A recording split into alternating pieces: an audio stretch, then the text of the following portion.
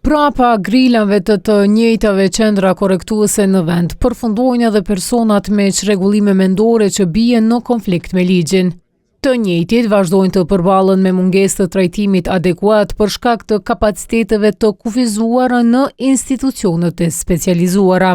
Ndër shqetësimet kryesore vazhdon të jetë mungesa e kapaciteteve për akomodim të personave me çrregullim mendor. Për pasojë, këta persona me probleme serioze psikiatrike vazhdojnë të mbahen në qendrat e paraburgimit ose në institucionet korrektuese, ndërsa rekomandimet profesionale kërkojnë trajtim në institucionet e specializuara. Kësaj, në ditën ndërkombëtare në mbështetje të viktimave të torturës, Qendra Kosovare për Rehabilitimin e të Mbijetuarve të Torturës kërkoi që këta persona të mos mbahen në institucione korrektuese, por të trajtohen në ambiente të specializuara shëndetësore. Ajo që është më shqetësuesja, këto raste domethënë shpeshherë paraqesin rrezik për veten, për personat e tjerë të privuar nga liria, e po ashtu ka raste kur vetë rrezikohet vetë jeta e stafit korrektues.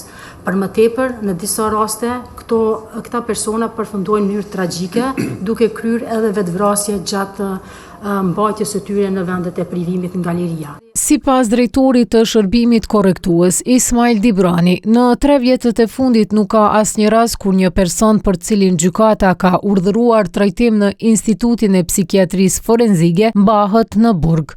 Ky institucion është themeluar vetëm para 2 viteve dhe është shembull për rajonin. Ai plotson të gjitha nevojat, sigurisht që nuk i plotson, po jemi në rrugë të mbarë që të plotësohet edhe ajo pjesa e mbetur. Nga ana tjetër, Ministria e Drejtësisë thotë se ka ndërmarrë hapa për përmirësimin e situatës. Për adresimin e kësaj sfide me kërkesën tonë, Qeveria e Republikës së Kosovës ka ndarë buxhet për zgjerimin e kapaciteteve të Institutit të Psikiatrisë Forenzike, pasi kapacitetet aktuale janë shumë të limituara. Ky projekt pritet të përfundojë brenda disa muajve.